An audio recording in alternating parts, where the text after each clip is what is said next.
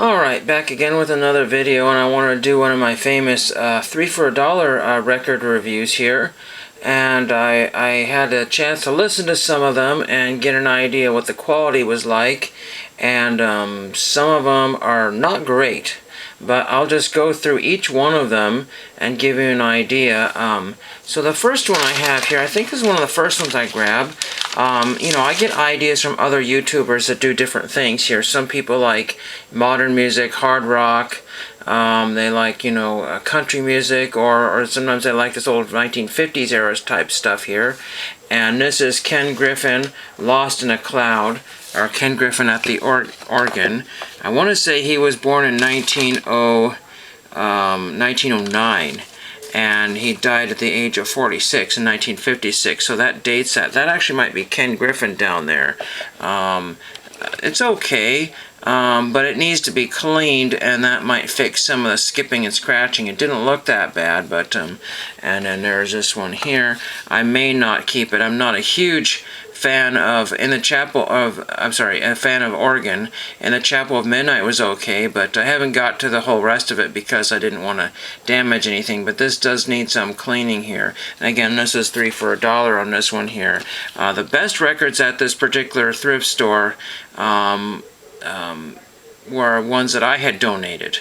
And so I'm not going to buy my records back, although I did want it to. There was a Roxy Music that I had donated, but it was just not really something I needed to keep. Somebody else could have fun finding that one here. This is the one I was most excited finding. This is the Anton Karas Plays a Third Man theme, as performed in television's new dramatic series The Third Man, featuring Michael Rennie. And there's Michael Rennie right there. And the cover is practically mint, except for like a little crease right here. And then just a little bit of staining like right here. But whoever played this one used, this is Zither solo, and Zither duet. Anton Karas and Fritz and Jackie, Zither duet, I think is what that is there. I don't know if that's part of that here, but that's listed here, so who knows. But anyway, the thing is that somebody used a very, very harsh needle on this, and you can actually feel heavy, heavy, deep grooves on one of these here. I gotta find the record here. I moved it over. This was, I believe, the one right here. This is on London, and you will not be able to see that, but there's some very, very heavy scratching right there. It sounds terrible. I don't know if I'll be able to clean this or listen to this, so it probably has to be kind of pitched. But I wanted, that was one of the ones I kind of wanted here. This one here is The Happenings, actually a relatively well-known group here. See You in September is a song that they do, and I was happy to find this one here. I think they were from 61 to 70 or something like that. This is on BT Puppy Records, and I don't know anything about BT Puppy Records there. Sadly, oh yeah, I forgot to mention that Anton Karas actually lived a lot longer than Ken Griffin. Karas actually was born before Griffin in 1906 and lived to 85. And like I said, Griffin was born in 09 and lived to until 1956 at the age of 46. But back to this other one here. There is some sort of weird, I can't see it right here. There's kind of wavy or slight melted spot. You really can't see it right away, but it was skipping and jumping around, so I think it was a spot that got hot and remelted or something like that. And I'm not sure where it was here, but when I was looking at it, I think it might be somewhere down in here. It's just kind of weird.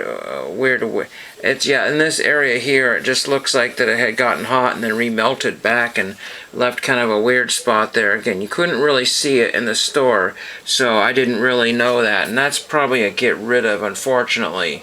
Then we have, I bought only $2 worth because that's what I had on hand in cash. This is theme from Thunderball, the Mexicali Brass. And so it's promoting Thunderball. Now, Crown Records is a budget label there. Some people like Crown Records and other people don't really care for it. I haven't listened to this one yet to know how bad a condition that is here. They're not pulling out records that are good condition or bad condition. It's just everything there. And some of the worst records are in the $5 to $10 pile. People are always moving them in the wrong spot, but they have clearly stickers labeled on them. They have to... I have to kind of put them back, but this one says, in the shade of the old apple tree, kisses sweeter than wine, shine on harvest moon, Tijuana hot sauce. So it just looks like a bunch of junk on here, Ida, Oak Glowworm, and then there's Thunderball, Vogel Boatman, and Aloha Oi or whatever. And I want to say the Mexicali Brass was Teddy Phillips, and they just basically were playing on the popularity of Herb Alpert. And so, like I said, I haven't listened to much of this yet. I'll have to figure that one out there. We got two more here. We have Johnny Bond, Three Sheets in the Wind, and this is actually a pretty good one here, but again, there's some kind of skipping and scratching on this one here a little bit. There's a weird spot in the record here, somewhere like right there, and I think it's actually a flaw right where my lamp was, but right in that dot, right where my finger is, there's kind of a dimple there. So that was actually a flaw in the record when it was new. I may not be able to get that to play properly, but it was fun to listen to, but it just needs some massive cleaning there. Normally records of this particular kind don't play bad, but all of them seemed to. So there's kind of a theme here. But yeah, Johnny Bond, Three Sheets in the Wind there. He's just scratching his temple with a pistol there. But these are all drinking songs here. The Dang Hangover is more of like a kind of a talking song. There's the back of it there. I don't know a lot about Johnny Bond. It's on some sort of Star Day / Nashville type thing here, right there. So Three Sheets in the Wind, that one there. And put this back in here, and we have one more here. Again, these are the best of the best. I mean, if I had grabbed the ones that I had donated, there was things that didn't have covers, like there was a Jimi Hendrix that didn't have a cover, and like I said, the Roxy Music was probably worth every bit of $1. I had left all my original price tags on there, thinking the store would follow those particular parameters, and they didn't. So this one sounds Tijuana. It says Nouveau, a now record by design. This is the Trumpets Unlimited. I haven't looked up Trumpets Unlimited here, so I don't know much about them. And again, this is probably another budget type of record here. This is on design, and I think that's a division of Pickwick or something like that, part of Pickwick there. I listened to a little bit of this here. Again, I think it also needs to be cleaned as well. What Now, My Love? I know that one. I think that's a one that Herb Alpert does. Mexicali Rose, La Paloma, Santa Lucia, Can Can, Danny Boy, Swanee River, Beautiful Dreamer, Greensleeves, and Songs of India. A lot of these old 1950s, 60s era ones have really interesting covers on some of the budget label ones there, or the, like the 50s have kind of some sort of swanky looking covers, and those are kind of sought after now. But something like this is not sought after. If you pay $1 for these sort of things, you're actually too much. These are the kind of records that I saw at Goodwill for $4. I'm guessing they were $4. Nothing was priced at the Goodwill store, which is absolutely a sham. A complete sham. That's not great. And I mentioned to somebody, said, isn't it wonderful when you can go to a Goodwill and pay $4 for dollar records? Again, these things were actually, even now I think about it, I kind of lost money even at 3 for $1. They have hundreds of records here on like 3 shelves.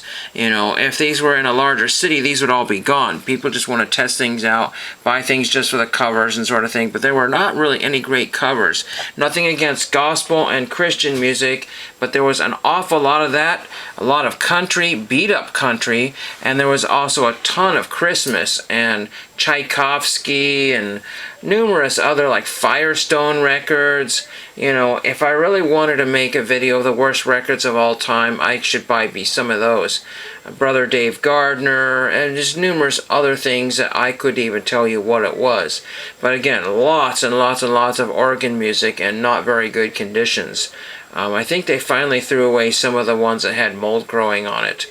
But I think there's still a few of those dusty ones there. I thought I would be doing a service, to get rid of some of the really bad ones at some point by $10 of $3 record or $3 for $1 records, and then that would prompt them to get more put in there, because they're not really looking to put more records in there if they don't have room.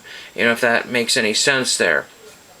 So I guess that's kind of a review. Again, the ones I really wanted was the Michael Rennie one, the Third Man, and again the cover is really great, but unfortunately the record is not. I'm going to see if that can be cleaned, but they're very deep scratches, so somebody used the wrong needle there.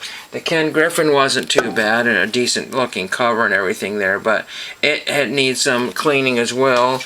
And then oh, that was the other one there. And then the Happenings, I need to see if I can fix that one there, because that may have been one of the ones I wanted to keep. And it was a decent cover here because the plastic's still on it, but unfortunately there's like a little warp or a melt spot there that was causing the first song to play weird, and it didn't show up until I was put it on the turntable there. And then the other ones here, Sounds of Tijuana and Three Sheets in the Wind and Thunderball, I haven't tested. This is, I think, the last one I have yet to test out here. And it's been sitting there for a while, so I decided to finally just pick that one up there. It's one of the better looking covers there. So that is all I have for my 3 for $1. Again, I don't want to overload myself with a mountain of stuff that I'm just going to have to throw away.